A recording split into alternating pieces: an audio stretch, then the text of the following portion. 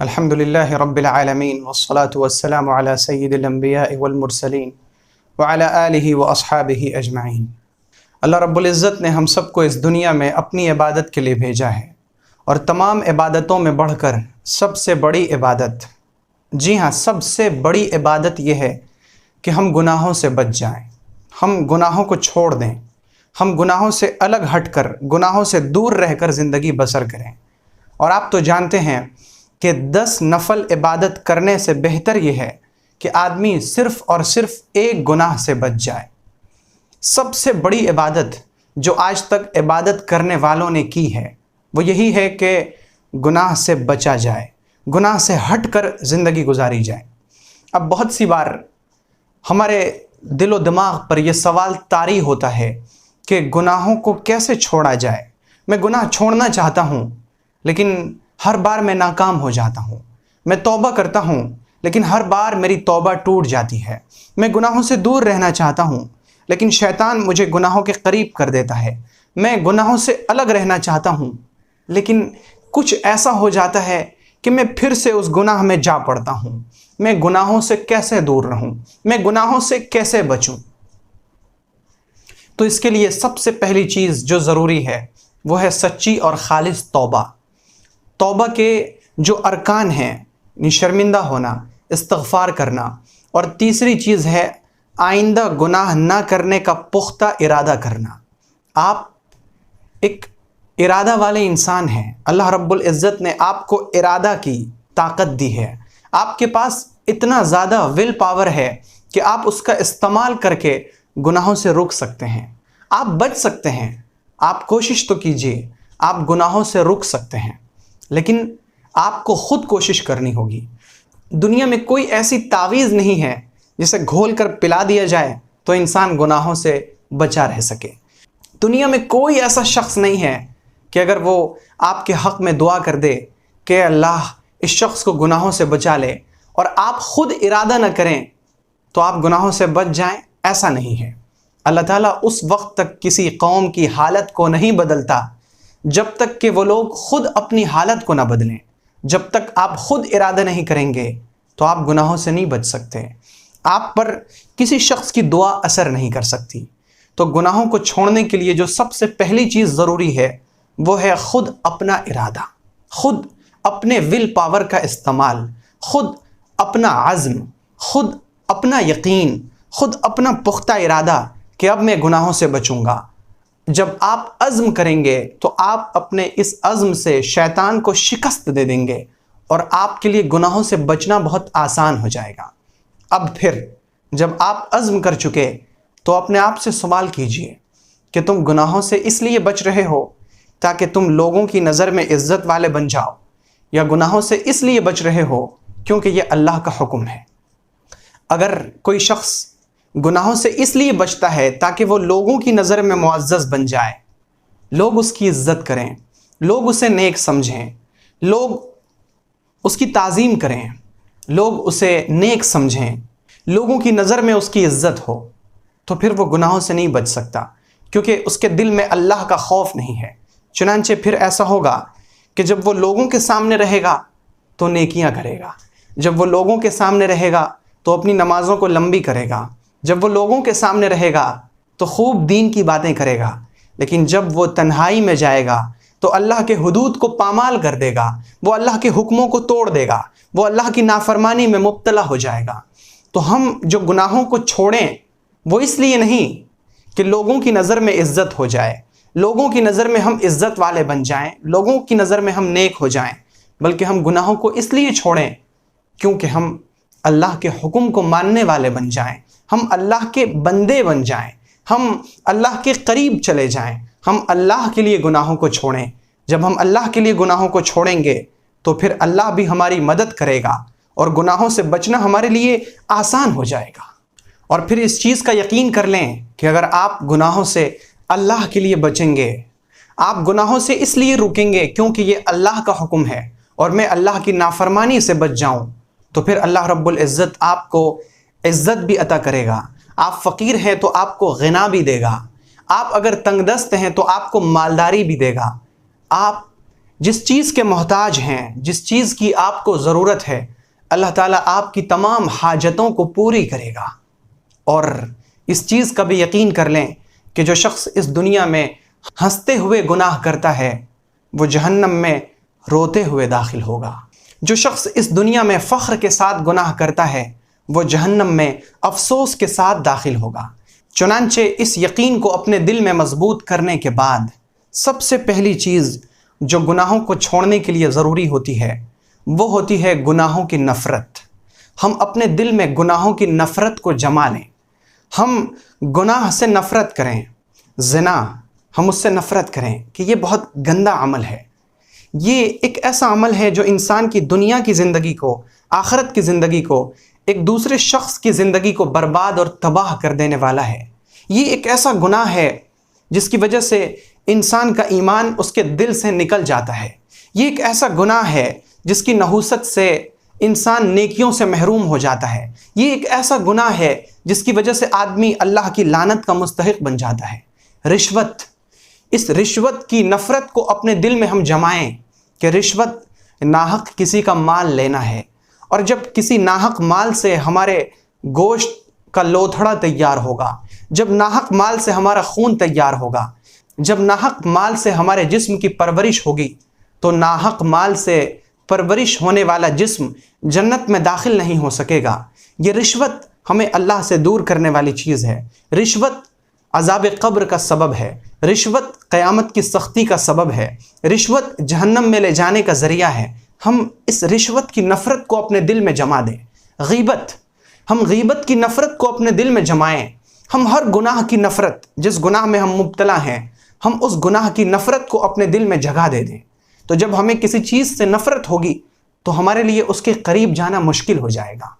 تو گناہوں کو چھوڑنے کے لیے جو سب سے پہلا قدم ہے وہ یہ ہے کہ ہم گناہوں کی نفرت کو اپنے دل میں جگہ دیں، اور ہم اللہ سے دعا کریں کہ اے اللہ میرے دل میں ایمان کی اور ایمان کی شاخوں کی محبت ڈال دے، یعنی ایمان کی اور نیک عمل کی محبت ڈال دے۔ اے میرے رب میرے دل سے گناہوں کی محبت نکال دے۔ اے میرے رب میرے دل میں گناہوں کی نفرت ڈال دے، میرے دل میں فسوق کی، نافرمانی کی نفرت ڈال دے۔ تو جب ہم کوشش بھی کریں گے، جب ہم اپنے دل میں گناہوں کی نفرت جمائیں گے اور اللہ سے دعا بھی کریں گے، بغیر دعا کے کوشش میں انسان کامیاب نہیں ہو سکتا، اور بغیر کوشش کے انسان کی دعا قبول نہیں ہوتی۔ تو دعا بھی ضروری ہے اور کوشش بھی ضروری ہے۔ تو ہم گناہوں کی نفرت اپنے دل میں بٹھائیں گے بھی اور اللہ سے دعا بھی کریں گے۔ تو جب ہم دعا کریں گے اور ساتھ ساتھ کوشش بھی کریں گے تو اللہ تعالیٰ ہماری دعا کو قبول کرے گا۔ اور جب یوں ہمارے دل میں گناہوں کی نفرت جم جائے گی تو ہمارے لیے گناہوں سے بچنا آسان ہو جائے گا، اور یہ گناہوں سے بچنے کا سب سے پہلا طریقہ اور ذریعہ ہے۔ اب اس کے بعد گناہوں سے بچنے کے لیے دوسرا قدم یہ ہے کہ ہم ہر گناہ جس میں ہم مبتلا ہیں ہم اس کی سزا کو اپنے دل و دماغ میں حاضر کریں۔ جیسے ہمیں نماز میں سستی کرنے کا دل چاہ رہا ہے تو ہم اس وقت یاد کریں کہ نماز میں سستی کرنے والے کی سزا کیا ہے۔ اگر ہمیں رشوت لینے کا من کر رہا ہے تو ہم اس وقت یاد کریں کہ رشوت لینے والے کی سزا کیا ہے۔ اگر ہم جھوٹ بولنا چاہ رہے ہیں تو ہم اس وقت یاد کریں کہ جھوٹ بولنے والے کی سزا کیا ہے۔ آئیے میں آپ کو کچھ گناہوں کی سزا بیان کرتا ہوں، اور آپ ان کی روشنی میں طے کیجئے، خود سے اپنے دل و دماغ میں سوچیے اور فکر کیجئے کہ ہم کس گناہ میں مبتلا ہیں، اور اگر ہم اسی گناہ میں مبتلا رہے تو ہم کس سزا کے مستحق ہیں۔ سب سے پہلی چیز ہے نماز کو چھوڑنا۔ ایک ہے نماز کو چھوڑے رکھنا، یعنی ہماری زندگی میں نماز ہو ہی نہیں، ہم ہفتے ہفتے تک، ہم مہینے مہینے تک نماز پڑھ ہی نہیں رہے ہیں۔ اس کی تو بات ہی نہیں ہے، بلکہ میں بات کر رہا ہوں نماز میں سستی کرنے والے کی، کہ نماز کا وقت ہو گیا، اب ہم نماز کو ٹرخاتے رہیں کہ ابھی پڑھیں گے، ابھی پڑھیں گے، ابھی پڑھیں گے، اور یوں نماز کا وقت نکل جائے۔ یا نماز کا وقت ہو رہا ہے، فجر کے وقت ہماری آنکھ کھلی کہ فجر کا وقت ہو چکا ہے، لیکن ہم سستی کر کے سو گئے۔ نماز میں سستی کرنے والے کی سزا پیغمبر صلی اللہ علیہ وآلہ وسلم سے منقول ہے، جو حضرت سمرہ ابن جندب رضی اللہ عنہ نے نبی اکرم صلی اللہ علیہ وآلہ وسلم سے روایت کیا۔ وہ فرماتے ہیں کہ پیغمبر علیہ السلام نے فرمایا کہ ایک رات میرے پاس دو شخص آئے اور مجھے لے کر گئے۔ میں چلتا رہا یہاں تک کہ ہم ایک ایسے شخص کے پاس پہنچے جو لیٹا ہوا تھا، اور اس کے سرہانے ایک شخص کھڑا تھا جس کے ہاتھ میں بڑا پتھر تھا۔ وہ اس پتھر سے اس لیٹے ہوئے شخص کے سر پر مارتا، پھر اس کے سر کو کچل دیتا۔ جب اس کا سر کچلا چلا جاتا اور وہ پتھر دور پہنچ جاتا تو وہ پتھر کو لانے کے لیے جاتا، پھر وہ اس پتھر کو لے کر آتا جب تک اس کا سر صحیح ہو جاتا تھا۔ پھر یہ اس پتھر سے اس لیٹے ہوئے شخص کے سر پر مارتا، اس کا سر ریزہ ریزہ ہو جاتا۔ یہ پتھر سے اس شخص کے سر کو کچلتا، پھر وہ پتھر دور چلا جاتا، پھر یہ پتھر لانے کے لیے جاتا، پتھر لے کر آتا، پھر اس کا سر صحیح ہو جاتا۔ میں نے معلوم کیا کہ یہ شخص کون ہے جو لیٹا ہوا ہے، جسے اس طرح سے سزا دی جا رہی ہے۔ تو آپ علیہ الصلاۃ والسلام فرماتے ہیں کہ مجھے بتایا گیا کہ یہ وہ شخص تھا جو نماز میں سستی کر کے سو جاتا تھا، جو نماز میں غفلت کرتا تھا، نماز کے وقت میں سویا رہتا تھا، نماز کو وقت پر نہیں پڑھتا تھا۔ ہم ذرا سوچیں کہ نماز میں سستی کرنے والی کی یہ سزا ہے کہ اس کا سر پتھر سے کچلا جا رہا ہے، اسے سزا دی جا رہی ہے، دن رات وہ سزاؤں میں مبتلا ہے۔ تو پھر وہ لوگ جو نماز کو چھوڑے ہی رکھتے ہیں، وہ جو نماز پڑھتے ہی نہیں، وہ جن کی زندگی میں نماز ہے ہی نہیں، ان کی سزا کیا ہوگی؟ تو جب ہمیں نماز چھوڑنے کا دل کرے، جب نماز چھوڑنے کے لیے شیطان کہے، جب شیطان بہکائے کہ تھوڑی دیر کے بعد پڑھ لینا، تھوڑی دیر کے بعد پڑھ لینا، ابھی تو وقت ہے، ابھی تو وقت ہے، اور یوں وقت نکلنے لگے، تو ہم اس وقت یہ یاد کریں کہ نماز میں سستی کرنے والے کی سزا یہ ہے۔ جب شیطان ہمیں بہکائے کہ نماز چھوڑ دو، ہفتے دن کے بعد نماز شروع کرنا، تو پھر ہم یاد کریں کہ نماز میں سستی کرنے والے کی سزا یہ ہے، تو چھوڑنے والے کی سزا کیا ہوگی؟ اور قرآن پاک میں منافقین کی جو نشانی بیان کی گئی ہے، اس میں ایک نشانی یہ ہے وَإِذَا قَامُوا إِلَى الصَّلَاةِ قَامُوا كُسَالَىٰ، کہ جب یہ منافقین، وہ لوگ جو ظاہر تو کرتے ہیں کہ ہم مومن ہیں، لیکن ان کے دل میں کفر چھپا ہے، وہ حقیقت میں کافروں سے بھی بدتر ہیں، جو جہنم کے سب سے نچلے حصے میں رہیں گے، ان کی نشانی یہ ہے کہ جب یہ نماز کے لیے جاتے ہیں تو سستی کر کے جاتے ہیں، یہ نماز میں سستی کرتے ہیں۔ تو نماز میں سستی کرنا منافقوں کی نشانی ہے، نماز میں سستی کرنے کی سزا یہ ہے، تو نماز چھوڑنے والوں کی سزا کیا ہوگی؟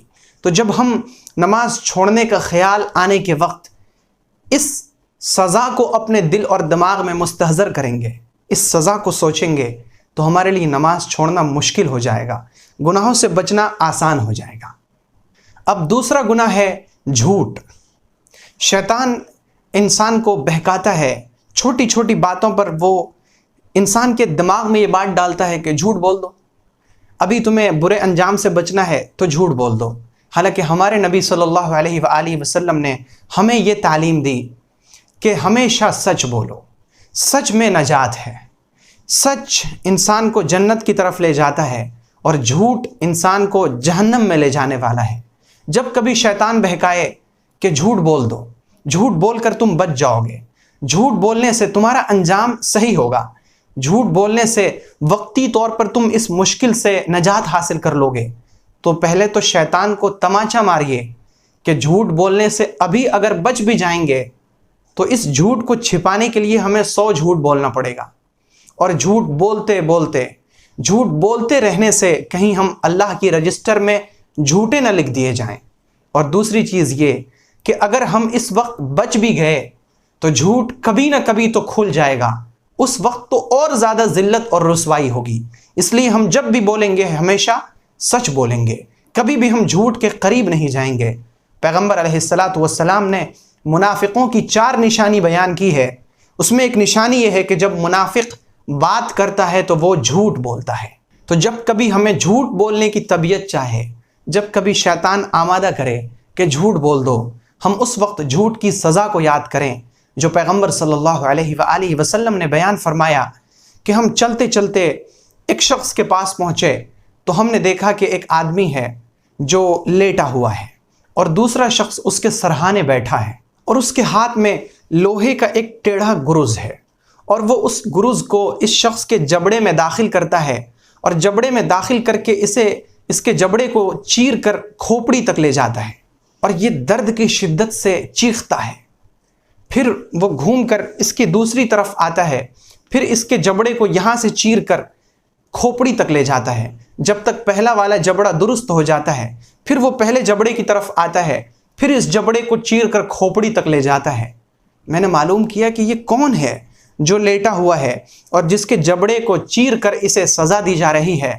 تو مجھے بتایا گیا کہ یہ وہ شخص ہے جو صبح صبح اپنے گھر سے نکلتا تھا اور پھر وہ جھوٹ بات بیان کرتا تھا اور اس کی جھوٹی بات پوری دنیا میں عام ہو جاتی تھی.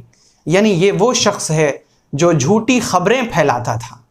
اب ذرا ہم سوچیں کہ جھوٹی خبروں کو پھیلانے والے کی سزا یہ ہے کہ اس کے دونوں جبڑوں کو کھوپڑی تک چیرا جا رہا ہے. تو پھر وہ شخص جو مذاق میں جھوٹ بولے، وہ شخص جو دوسروں کو ہنسانے کے لیے جھوٹ بولتا ہے، وہ جو معمولی سی بات پر جھوٹ بول دیتا ہے، وہ جو بچوں کو سکھاتا ہے کہ جھوٹ بول دو، وہ جس کا اوڑھنا بچھونا ہی جھوٹ ہے، وہ جو کبھی جھوٹ سے بچتا ہی نہیں، اس کی سزا کیا ہوگی؟ تو جب ہم اس سزا کو اپنے ذہن میں مستحضر کریں گے، جب کبھی ہمیں جھوٹ بولنے کا خیال آئے، جب کبھی شیطان ہمیں جھوٹ پر آمادہ کرے، تو ہم یہ سوچ لیں کہ جھوٹ بولنے والے کی سزا یہ ہے. تو پھر جھوٹ سے بچنا ہمارے لیے آسان ہو جائے گا، گناہوں کو چھوڑنا ہمارے لیے بہت ہی آسان ہو جائے گا. اب اس کے بعد تیسرا گناہ ہے زنا. زنا یعنی کسی عورت کے ساتھ جو اس کی بیوی نہ ہو غلط کام کرنا. زنا جسے ہم بھی سمجھ رہے ہیں اور آپ بھی سمجھ رہے ہیں. زنا یہ اتنا بڑا گناہ ہے اور یہ اس قدر خطرناک ہے کہ اللہ تعالیٰ نے قرآن پاک میں فرمایا وَلَا تَقْرَبُوا الزِّنَا إِنَّهُ كَانَ فَاحِشَةً. تم زنا کے قریب بھی نہ جاؤ، یہ کھلی ہوئی بے حیائی ہے. یعنی اللہ تعالیٰ نے یہ نہیں فرمایا کہ زنا مت کرو، بلکہ اللہ نے فرمایا زنا کے قریب بھی مت جاؤ. جیسے آپ نے دیکھا ہوگا کہ بہت ساری جگہ پر جو جگہیں خطرناک ہوتی ہیں انہیں بند کر کے تاروں کے ذریعے سے گھیر کر وہاں لکھ دیا جاتا ہے ڈینجرس، خطرناک ہے، یہاں خطرہ ہے، یعنی اس کے قریب بھی نہ آؤ. تو وہاں پر انسان کو منع کیا جاتا ہے کہ اس کے قریب بھی نہ آؤ، اس کو چھونا تو بہت دور کی بات ہے، اس کے قریب بھی نہ آؤ، یہ خطرناک ہے. وہی اللہ تعالیٰ نے قرآن پاک میں جو لفظ استعمال فرمایا وَلَا تَقْرَبُوا الزِّنَا، زنا کرنا تو بہت دور کی بات ہے، زنا کے قریب بھی نہ جاؤ. زنا کے قریب بھی نہ جاؤ یعنی تم کسی عورت کو بری نگاہ سے بھی نہ دیکھو، تم کسی عورت سے بلا ضرورت بات نہ کرو، کسی عورت کے ساتھ تنہائی میں نہ رہو، کسی عورت کے ساتھ تم ایسا تعلق نہ رکھو جو تمہیں زنا کی طرف لے جائے. یعنی زنا سے بچنا تو ہے ہی، زنا کے ساتھ ساتھ ان چیزوں سے بھی بچنا ہے جو زنا کی طرف لے جانے والی ہیں.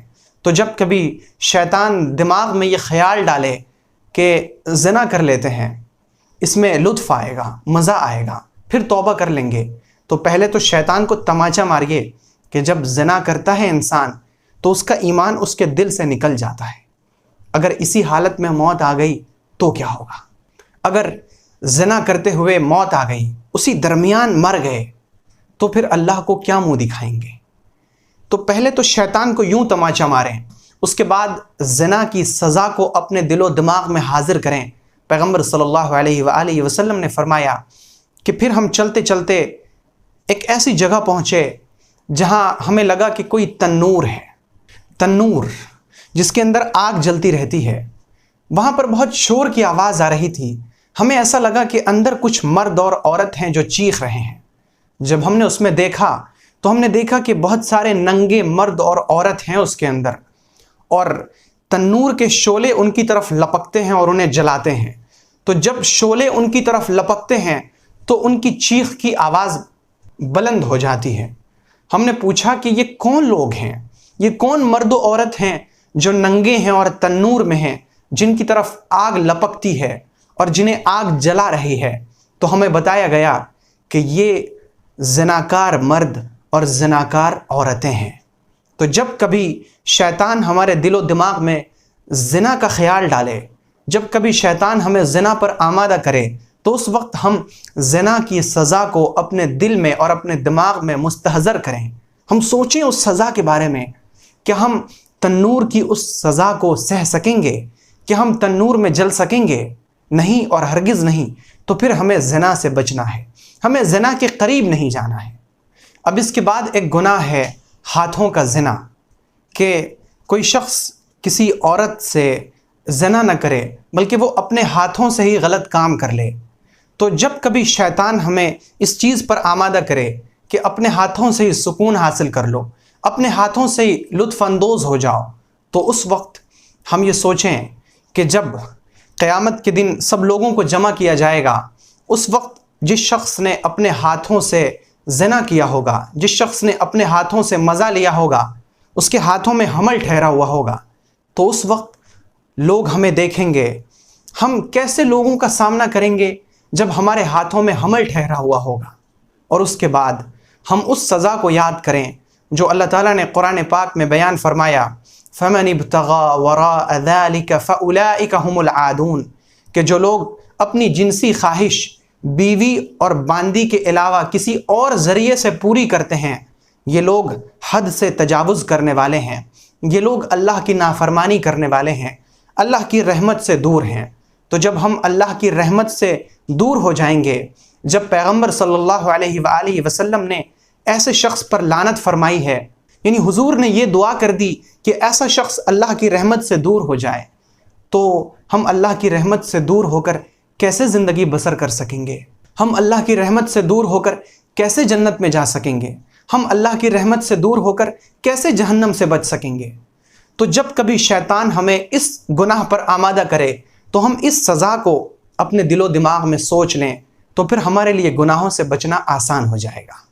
اس کے بعد ایک گناہ ہے گانا سننا۔ گانا سننا جو اس وقت بہت زیادہ عام ہے۔ آپ کسی ہوٹل پر جائیں، وہاں پر گانے بج رہے ہیں، کسی گاڑی پر سوار ہوں، وہاں گانا بج رہا ہے، کسی محفل میں جائیں، وہاں گانے کی آواز ہے، یعنی ہر طرف سے گانوں کی آوازوں نے ہمیں گھیر رکھا ہے۔ جب کبھی ہمارا دل چاہے کہ ہم گانے سنیں تو اس وقت ہم یاد کریں کہ پیغمبر صلی اللہ علیہ وآلہ وسلم نے گانے کی آواز پر لعنت فرمائی ہے، اور آپ علیہ السلام نے فرمایا کہ اس امت میں عذاب آئے گا، اور عذاب آئے گا اس طرح سے کہ لوگوں کے چہرے مسخ کر دیے جائیں گے، یعنی لوگوں کی شکلیں بگاڑ دی جائیں گی اور لوگوں کو دھنسا دیا جائے گا، لوگوں پر پتھروں کی بارش ہوگی۔ صحابہ کرام نے جب پوچھا یا رسول اللہ ایسا کب ہوگا؟ لوگوں کی شکلیں بگاڑ دی جائیں، دھنسا دیا جائے، اسی طرح ان پر پتھروں کی بارش ہو، یہ کب ہوگا؟ پیغمبر صلی اللہ علیہ وآلہ وسلم نے فرمایا کہ جب وہ شراب پینے لگیں گے، جب ان میں گانا بجانا عام ہو جائے گا، گانے بجانے والیوں کی کثرت ہوگی، یعنی گانے بجانے والی عورتیں بہت زیادہ ہوں گی، ہر عورت سنگر بننے کی کوشش کرے گی، ہر عورت کی یہ خواہش ہوگی، ہر لڑکی یہ چاہے گی کہ میں بڑی سنگر بن جاؤں، میں گانے والی بن جاؤں۔ تو جب گانے بجانے والیاں بہت زیادہ ہو جائیں گی، گانا بجانا عام ہو جائے گا، ہر جگہ گانا، ہر جگہ میوزک، تو اس وقت اللہ رب العزت یہ 3 عذاب ظاہر کرے گا، دھسائے گا، یعنی زمین میں زندہ لوگ دھسا دیے جائیں گے، کچھ لوگوں کی شکلیں بگاڑ دی جائیں گی، یعنی انسانی شکل سے ان کی شکل دوسری کر دی جائے گی، جانوروں کی شکل، اور اسی طرح سے ان کے اوپر پتھروں کی بارش ہوگی۔ تو جب کبھی شیطان بہکائے کہ چلو گانا سنیں، تو ہم شیطان کو اس طرح سے تماچا ماریں کہ ہم اللہ رب العزت کی نافرمانی نہیں کر سکتے، ہم اللہ کی ناراضگی مول نہیں لے سکتے، ہم اللہ کی سزا کے لیے تیار نہیں ہیں، ہم اللہ کی سزا کو برداشت نہیں کر سکتے، اس لیے ہم گانا نہیں سنیں گے۔ اب اس کے بعد ایک گناہ ہے بے پردگی۔ بے پردگی یہ گناہ عورتوں سے متعلق ہے۔ اللہ رب العزت نے عورتوں کو بنیادی حکم یہ دیا ہے کہ تم اپنے گھروں میں رہو، تم اپنی 4 دیواری میں رہو، تم اپنے گھروں کی شہزادیاں ہو، تم میری نظر میں بہت قیمتی ہو، اور قیمتی چیزیں چھپا کر رکھی جاتی ہیں۔ باہر جو انسانی شکل میں کچھ درندے گھوم رہے ہوتے ہیں، وہ تمہاری عزت کو تار تار کر سکتے ہیں، وہ تمہاری آبرو پر حملہ کر سکتے ہیں۔ تمہارے لیے بہتر یہ ہے کہ تم اپنی 4 دیواری میں رہو، بلا ضرورت گھر سے باہر نہ نکلو۔ اور اللہ رب العزت نے مردوں کو یہ حکم دیا کہ جب عورتیں اپنی ضرورت سے گھروں سے باہر نکلیں تو تم اپنی نگاہوں کو نیچی رکھو۔ یہ 2 ایسے احکامات ہیں مردوں کو نگاہوں کو نیچے رکھنے کا حکم اور عورتوں کو گھروں میں رہنے کا حکم، یہ دو ایسے حکم ہیں کہ اگر مرد اپنے حکم پر عمل کر لیں اور عورتیں اپنے حکم پر عمل کر لیں تو پورا معاشرہ اور پورا سماج، پورا ملک اور پوری دنیا سکون کا اور امن کا گہوارہ بن جائے گی۔ لیکن ہم نے ان دونوں حکموں کو پس پشت ڈال دیا ہے۔ ہم مرد نہ اپنی نگاہیں نیچی رکھتے ہیں، میں سب کی بات نہیں کر رہا ہوں، میں کچھ لوگوں کی بات کر رہا ہوں جو نگاہیں نیچی نہیں رکھتے ہیں۔ جو نگاہیں نیچی رکھتے ہیں انہیں تو ان کی نگاہوں کو نیچی رکھنا مبارک ہو۔ اور پھر ہماری بہت سی عورتوں نے بھی اس حکم کو پیچھے ڈال دیا ہے، جو اللہ نے انہیں بنیادی طور پر حکم دیا کہ تم بلا ضرورت گھروں سے باہر نہ نکلو، اور جب تم گھروں سے باہر نکلو تو پردے کے ساتھ اور حجاب کے ساتھ باہر نکلو۔ تم اس طرح نکلو کہ تمہارے حسن و جمال کو کوئی دیکھ نہ سکے۔ جب تم گھروں سے باہر نکلو تو تم اپنے آپ کو چھپا کر نکلو، اور تمہارے بدن کا صرف اتنا حصہ کھلا رہے جس کا کھلا رہنا ضروری ہے، جس کے کھلا نہ رہنے سے نقصان ہو سکتا ہے۔ تو اللہ تعالیٰ نے عورتوں کو حجاب کا حکم فرمایا اور آگے یہ حکم دیا وَلَا تَبَرَّجْنَ تَبَرُّجَ الْجَاهِلِيَّةِ الْأُولَى، تم بن کر، سج سنور کر، بے حیائی ظاہر کر کے، بے پردہ ہو کر اس طرح باہر نہ نکلو جیسے جاہلیت میں عورتیں نکلا کرتی تھیں۔ پیغمبر صلی اللہ علیہ وآلہ وسلم نے فرمایا کہ سب سے بدترین عورتیں وہ ہیں جو بے پردہ ہو کر گھر سے باہر نکلتی ہیں، اور جو عورتیں خوشبو لگا کر گھر سے باہر نکلتی ہیں ان کے بارے میں نبی اکرم صلی اللہ علیہ وآلہ وسلم نے فرمایا کہ جو عورت خوشبو لگا کر گھر سے باہر نکلے اس طرح سے کہ لوگ اس کی خوشبو کو محسوس کر لیں، سونگھ لیں، تو وہ عورت زانیہ ہے، وہ عورت اللہ کی نظر میں زناکار ہے، کیونکہ وہ مردوں کو زنا پر آمادہ کر رہی ہے۔ تو بے پردگی ایک ایسا گناہ ہے جس کے بارے میں نبی صلی اللہ علیہ وآلہ وسلم نے فرمایا کہ ایسی عورتیں سب سے بری عورتیں ہیں جو بے پردہ ہو کر گھر سے باہر نکلتی ہیں۔ یہ عورتیں منافق ہیں، یعنی یہ ایمان والی نہیں ہیں۔ اب جب کبھی ہماری بہنوں کا دل کرے کہ ہم بے پردہ ہو کر گھر سے باہر نکلیں تو ہماری بہنیں، ہماری مائیں اپنے ذہن میں اس وقت نبی صلی اللہ علیہ وسلم کی اس وعید کو حاضر کر لیں کہ حضور نے بے پردہ عورتوں کو اللہ کی رحمت سے دور قرار دیا ہے۔ حضور نے یہ فرمایا کہ یہ عورتیں سب سے بری عورتیں ہیں۔ حضور نے یہ فرمایا کہ یہ عورتیں منافق ہیں۔ حضور صلی اللہ علیہ وآلہ وسلم نے یہ فرمایا کہ یہ عورتیں دنیا کی سب سے بری عورتیں ہیں۔ کیا ہم بری بننا چاہتی ہیں یا ہم چاہتی ہیں کہ ہم اچھی عورتیں بنیں؟ ہم وہ عورتیں بنیں جن کے بارے میں اللہ رب العزت نے فرمایا کہ یہ عورتیں جنت میں داخل ہوں گی۔ ہم وہ عورتیں نہ بنیں جن کے بارے میں نبی صلی اللہ علیہ وآلہ وسلم نے فرمایا کہ یہ عورتیں نہ جنت میں داخل ہو سکیں گی نہ جنت کی خوشبو پا سکیں گی۔ تو جب بے پردگی کا خیال آنے کے وقت ہم اس سزا کو یاد کریں گے، یہ سزا ہمارے ذہن میں آئے گی، تو اس وقت بے پردگی سے بچنا، گناہوں سے دور رہنا ہمارے لیے آسان ہو جائے گا۔ اب ایک گناہ ہے سود کھانا، جس کے بارے میں پیغمبر صلی اللہ علیہ وآلہ وسلم نے فرمایا کہ سود کا 1 درہم کھانا اللہ رب العزت کی نظر میں 36 مرتبہ زنا کرنے سے زیادہ بڑا گناہ ہے۔ آپ ذرا تصور کیجئے کہ زنا کتنا بڑا گناہ ہے، اور آپ جانتے ہیں کہ زانیوں کی سزا یہ ہے کہ انہیں تنور میں جلایا جائے گا۔ تو زنا کرنا بجائے خود ایک بڑا گناہ ہے، تو 36 مرتبہ زنا کرنا کتنا بڑا گناہ ہے، اور 36 مرتبہ زنا کرنے سے زیادہ بڑا گناہ ہے 1 روپیہ سود کا کھانا۔ تو سود کتنا بڑا گناہ ہے۔ تو جب کبھی شیطان ہمیں اس چیز پر آمادہ کرے کہ ہم سود کھائیں تو اس وقت ہم شیطان کو کہیں کہ میں اللہ کی نظر میں ملعون نہیں بننا چاہتا، میں وہ سود نہیں کھانا چاہتا جس سود کا 1 روپیہ کھانا اللہ کی نظر میں 36 مرتبہ زنا کرنے سے زیادہ بدتر ہو۔ اسی طرح ہم یہ بھی یاد کریں کہ پیغمبر علیہ السلام نے فرمایا کہ ان گناہوں سے بچو جو معاف نہیں کیے جائیں گے۔ ایک گناہ ہے خیانت، یعنی مال غنیمت سے کوئی چیز چرا لینا۔ جو شخص مال غنیمت سے یا عوام کے مال سے یا چندے کی رقم سے کچھ چرا کر رکھ لے گا تو وہ قیامت کے دن اسے لے کر حاضر ہوگا۔ اور دوسرا گناہ ہے ربا، سود، کہ جو شخص اس دنیا میں سود کھائے گا وہ قیامت کے دن مجنون پاگل بنا کر دوبارہ زندہ کیا جائے گا۔ تو جب شیطان ہمارے دل میں یہ خیال ڈالے کہ سود لے لو بہت فائدہ ہوگا، سود لوگے تو مالدار ہو جاؤ گے، سود لوگے تو بڑی بلڈنگیں بنا لو گے، سود لوگے تو جائیداد خرید لو گے، سود لوگے تو کاروبار بہت بڑھ جائے گا، تو شیطان سے کہیں کہ میں اس چھوٹے سے دنیاوی فائدے کے لیے قیامت کے دن پاگل نہیں ہونا چاہتا، میں اس چھوٹے سے فائدے کے لیے اس گناہ میں مبتلا نہیں ہونا چاہتا جس کے بارے میں حضور نے فرمایا کہ یہ گناہ معاف نہیں کیے جاتے۔ میں یہ گناہ کر کے، میں ربا کھا کر، سود کھا کر، میں بینک کا انٹرسٹ لے کر اور اس رقم کو اپنے آپ میں، اپنے بال بچوں میں خرچ کر کے لعنت کا مستحق نہیں بننا چاہتا۔ تو جب ہم اس سزا کو یاد کریں گے، گناہ کا خیال آتے وقت، سود لینے کا خیال آنے کے وقت، ہم اس سزا کو اپنے ذہن میں مستحضر کریں گے، اس سزا کو سوچیں گے، تو سود سے بچنا ہمارے لیے آسان ہو جائے گا۔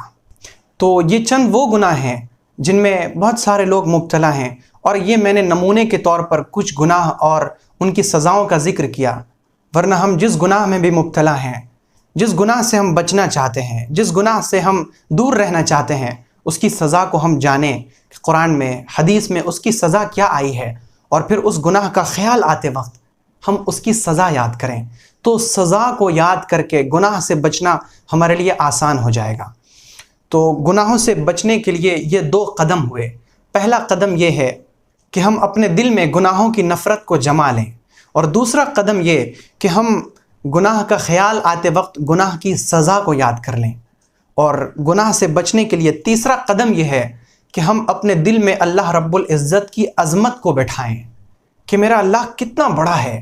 ہم اس کائنات کو ہی سوچیں کہ یہ زمین کتنی بڑی ہے، لیکن اس زمین سے لاکھوں گنا سورج بڑا ہے، اور پھر اس سورج سے لاکھوں کروڑوں گنا ایک ایک سیارے ہیں، اور اربوں خربوں سیارے مل کر ایک گلیکسی ہے، اور اس سے ہزاروں لاکھوں بلکہ کروڑوں اربوں خربوں بڑی بڑی گلیکسیز موجود ہیں، اور ایسی ایسی اربوں خربوں گلیکسیز مل کر ہماری کائنات کا ایک ادنا سا حصہ ہے جسے ہم جان سکے ہیں، جیسے ایک بہت بڑا سمندر ہو اور اس سمندر کا ایک قطرہ۔ تو آج تک ہم اس کائنات کی بڑائی کے بارے میں جتنا کچھ جان سکے ہیں وہ صرف سمندر کا ایک قطرہ ہے۔ تو یہ کائنات کتنی بڑی ہے، اور ہر وقت یہ کتنی تیزی سے پھیل رہی ہے۔ جب یہ سب کچھ اتنا بڑا ہے تو ہمارا اللہ کیسا ہوگا؟ وہ کیسا ہوگا جس نے ان تمام چیزوں کو وجود بخشا؟ آخر وہ کیسا ہوگا؟ ہم اس کی نافرمانی کیسے کریں؟ تو جب ہم اللہ رب العزت کی عظمت کو اپنے دل میں بٹھائیں گے، جب ہم اس کی عظمت کو جانیں گے تو ہمیں اس سے محبت بڑھے گی، اور جب اس کی محبت بڑھے گی تو ہمارے لیے گناہوں سے بچنا آسان ہو جائے گا۔ اور اس کے بعد گناہوں سے بچنے کا ایک طریقہ یہ ہے کہ ہم ان لوگوں کو، ان جگہوں کو، ان مقامات کو دیکھیں جہاں پر گناہوں کی وجہ سے اللہ رب العزت کی سزا آئی، ہم ان جگہوں کا مشاہدہ کریں۔